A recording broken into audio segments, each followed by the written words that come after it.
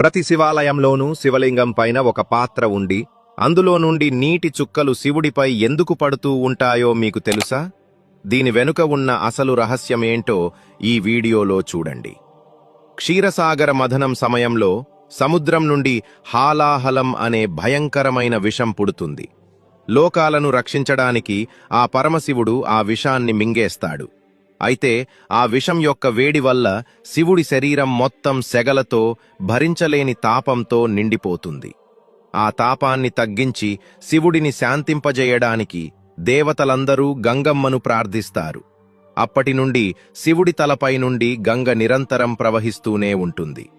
మనం శివలింగంపై నీటి పాత్రను ఉంచి చుక్కలు చుక్కలుగా నీటిని అభిషేకం చేయడం ఆ విషం వల్ల కలిగే వేడిని తగ్గించడానికి చేసే ప్రయత్నమే. అంతేకాదు, మన మనసులోని అశాంతి మరియు కోపాన్ని కూడా ఆ శివుడికి అభిషేకం చేసి ప్రశాంతతను పొందాలని ఈ సంప్రదాయం మనకు బోధిస్తుంది. ఫ్రెండ్స్, ఓం నమః శివాయ అని కామెంట్ చేయండి.